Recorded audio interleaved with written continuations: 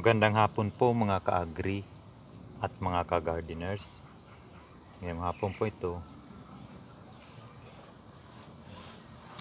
gagawa po ko ng isang video tutorial kung paano po magtanim sa container gardening ng direct planting mustasa.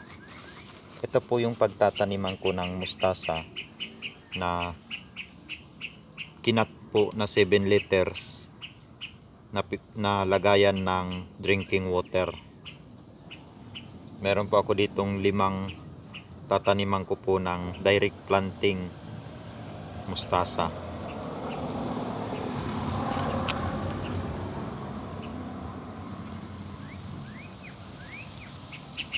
Itong ginawa kong video tutorial ay makakatulong po ito sa mga newbies pa lang po, yung mga nagsisimula pa lang pong gustong matutong magtanim na nasa bahay lang po, na small space lang po, at ang kanilang taniman ay container lang tulad nito. Ganito po ako magtanim ng mustasa na direct planting sa container gardening. Una po, didiligan ko po muna itong pagtataniman po.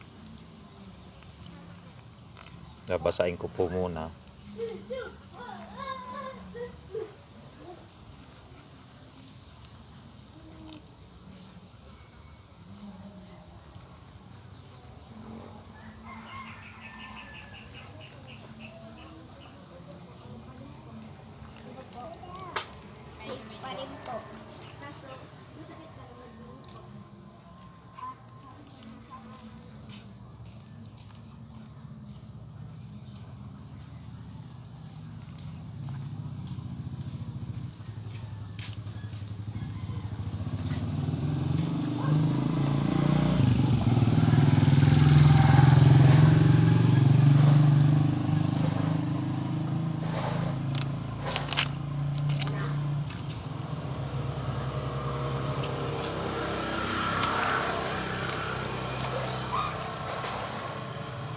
Ang purpose po kaya dinidiligan ko po muna bago taniman, para po mas lumambot po yung lupang pagtataniman.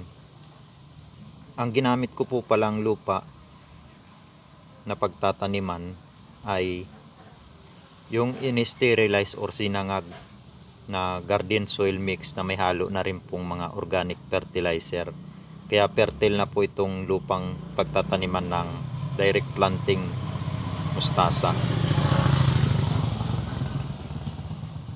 Ang sunod naman pong gagawin ko ay sisimulan ko na pong magtanim.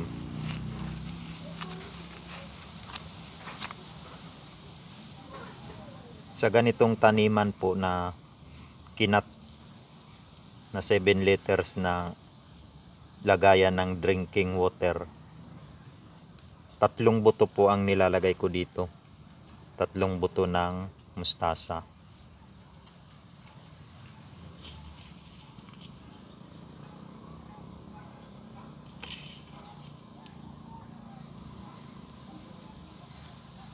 At kailangan po mababaw lang din po ang pagkakahukay.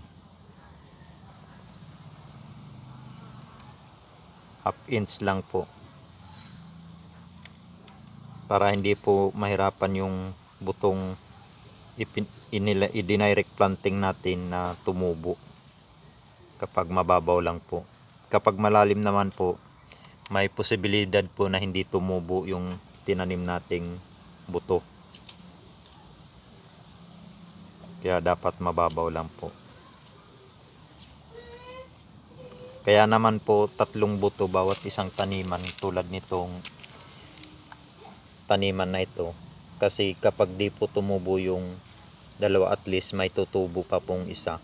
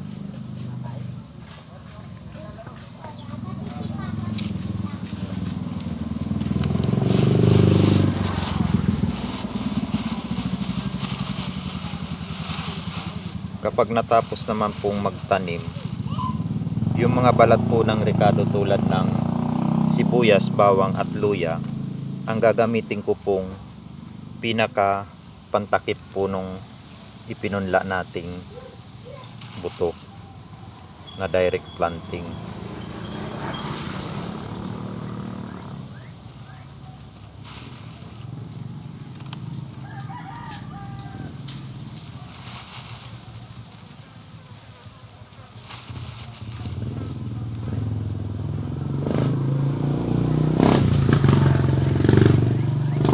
Magsisilbi na rin po siyang parang mulching.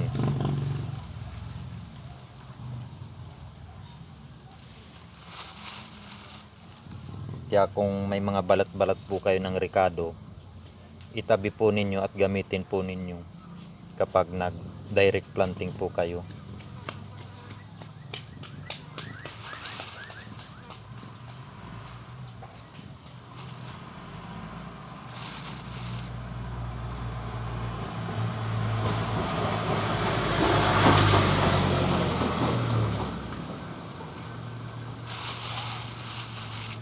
At makakatulong rin po yung mga balat ng rekado sa bagong tanim nating mga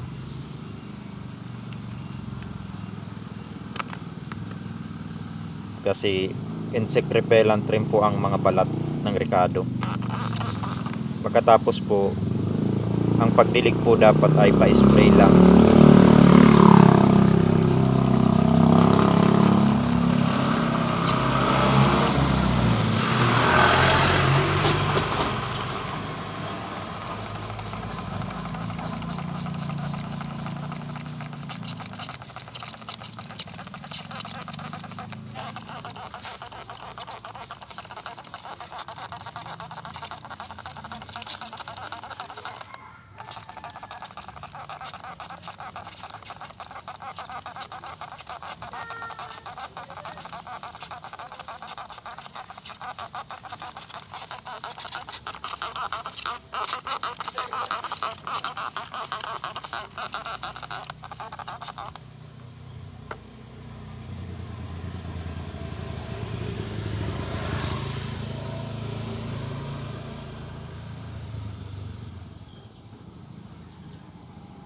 Mga 3 to 5 days po, tutubo na po yung mga ipinunla nating direct planting na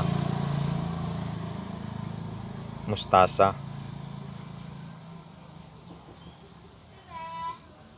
Ang pagdidilig naman po nitong direct planting nating mustasa,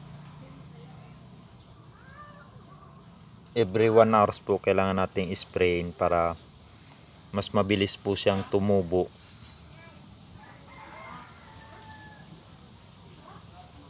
Tsatsagayin po natin sa loob ng 5 araw.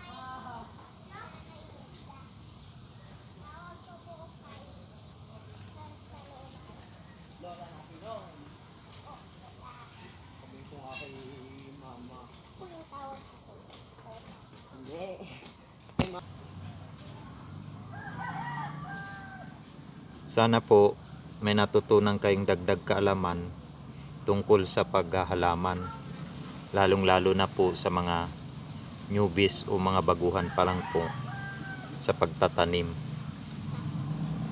Nakatulong po sana itong ginawa kong video tutorial kung paano magtanim ng mustasa na direct planting.